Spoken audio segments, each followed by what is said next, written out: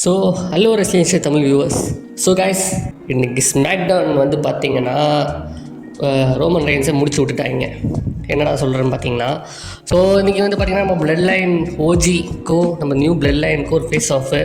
So already நமக்கு தெரியும், நம்ம ஓஜி பிளட் லைன் வந்து ரீயூனியன் ஆகிட்டாங்க. சேம் ஜேன் Jey Uso Jimmy Uso Roman. So அந்த ஓஜிக்கும் பார்த்திங்கன்னா blood line new blood line வந்து பார்த்திங்கன்னா ரிங்குள்ளே நிற்கிறாங்க 4 பேர். Jacob Fatu, Tama Tonga, Tonga Loa and நம்ம self proclaimed tribal chief Solo Sikoa. துணிக்கிறாங்க. நம்ம ட்ரைபல் ஓடிசி வராங்க, ஆடியன்ஸாக ஓடிசி கற்றுறாங்க 4 பேர் ஃபேஸ் ஆஃபு. ஸோ அப்புறம் என்ன, இறங்கி பேச்சுவார்த்தை இடம் கிடையாது, பொழந்து தள்ளிகிட்டு இருக்காங்க. ஸோ அதில் பார்த்திங்கன்னா நம்ம தலைவர் ரோமன்லாம் பார்த்திங்கன்னா எல்லாத்தையும் ஸ்பியராக போட்டு தள்ளுறாரு, சாமிசன் பறக்கிறாரு, எல்லாம் பண்ணிவிட்டு டாப்பாக நிற்கும்போது ஜேக்கப் ஃபட்டுக்கும் நம்ம ரோமன் ரெயின்ஸுக்கும் ஒரு ஸ்டே டவுன் தனியாக ரிங்கில் நிற்கிறாங்க. அதுவே ஒரு சரியான மூமெண்ட்டு. ஸோ அது வந்து ஃப்யூச்சரில் கண்டிப்பாக நடக்க வேண்டிய ஒரு 1-on-1 match. So Jacob Fatu நின்றுட்டுருக்காங்க.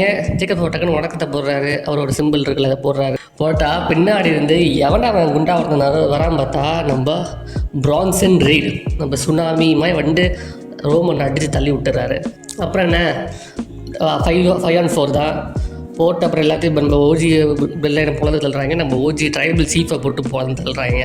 நம்ம ஜேக்கப் ஃபட்டு வந்து அவரோட டிப்பிக்கல் மூன் சால்ட் ஒன்று, அப்புறம் பிரான்ஸு வந்து சுனாமியை போட்டு தள்ளுறாரு, ஸ்லாஷை போட்டு ரோமன் ரெயின்ஸ் பரிதாபமாக கிடக்கிறாரு.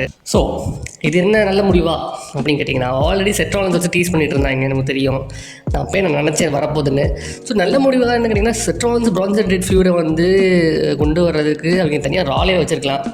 ஸோ இவங்க இந்த ரா ஸ்மாக்டவுனை வந்து திரும்பி ஏன் இது பண்ணி மிங்கிள் பண்ணிகிட்டே இருக்காங்கன்னு தெரியல. அப்புறம் டிராஃப்ட் ஏன் வச்சாங்க, இந்த ரா ஸ்மாக்டவுன் அந்த ஸ்பிளிட்டுக்கு என்ன தனி ஜென்ரல் மேனேஜர் இருக்கிறதுல என்ன ஒரு அர்த்தம்னு புரியல. ஸோ பட் ஆனால் மேட்ச்சு கண்டிப்பாக ஒரு 5 பேர் வார் கேம்ஸ் இருக்கிறத வந்து தான் ஒரு ஃபார்மேட்டு.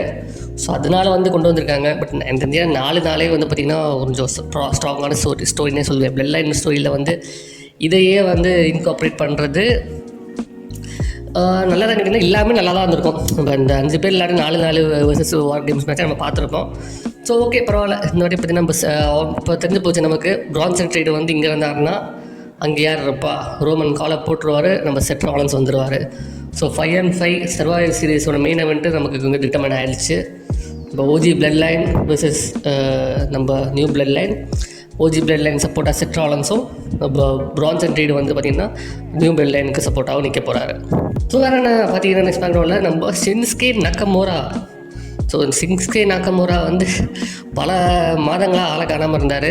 ஸோ நாக்கமுரா வந்து பார்த்திங்கன்னா நீங்கள் ரிட்டர்னாக போட்டிருக்காரு. ஏதோ ஒரு புது கெட்டப்பில் வந்து மூஞ்சில் ஏதோ லைட்டாக பெயிண்டெலாம் அடிச்சிருக்கு, கருப்பாக வராரு ஏதோ. ஸோ நாக்கமுரா வந்து பார்த்திங்கன்னா அவருக்கு யார், நம்ம கின்சாஸாவை போட்டு நம்ம எல்லை நைட்டாக அடித்து தள்ளி விட்டுறாரு.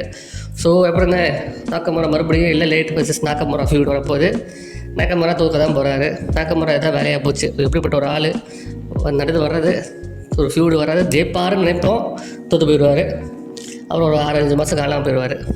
ஸோ நாக்கமுரா இல்லை Knight feud guys. So Nakamura fans, Nakamura return ஆகிட்டார். ஸோ வேறு என்னென்ன நியூஸ் பார்த்தீங்கன்னா, நம்ம Becky Lynch the man. So நான் ஆல்ரெடி சொல்லியிருந்தேன், இந்த பெக்கி லிஞ்ச் வந்து கான்ட்ராக்ட் முடிஞ்சு WWE ரீசைன் பண்ணலை. ஸோ அவங்க AEW போகிறக்கான ஸ்பெகுலேஷன்லாம் இருந்துச்சு. ஆனால் செட்டாலன்னு சொல்லியிருந்தாரு, இல்லை அவங்க ரெஸ்ட் எடுத்துகிட்டு இருக்காங்கன்னு. ஸோ பார்த்திங்கன்னா நமக்கு தெரியும், ரா வந்து ஜனவரியிலேருந்து பார்த்திங்கன்னா நெட்ஃப்ளிக்ஸில் வந்து டெபியூ ஆக போகுது. ஸோ வந்து இப்போ என்ன ரூமர் பரவுதுன்னா, நம்ம வந்து பெக்கி லிஞ்ச் வந்து திரும்பி WWE சைன் பண்ண போகிறாருந்தும், இந்த நெட்ஃப்ளிக்ஸ் ரா வருது பார்த்திங்கன்னா, அந்த எபிசோட் அன்றைக்கி வந்து அவங்க டெபியூ திரும்பி பண்ண போகிறாங்க, ரிட்டன் இன்னும் வர போகிறாங்கங்கிறத ஒரு நியூஸ் வந்து எதிர்பார்ப்பு வந்து பார்த்திங்கன்னா இப்போ ரெஸ்லிங் ஜேர்னலிஸ்ட் மாதிரியில் வந்து பரவுது. ஸோ அடுத்தது பார்த்திங்கன்னா எனக்கு இன்னொரு நியூஸ் என்னென்னா, நம்ம ஸ்பீட் பால் மைக் பேலி.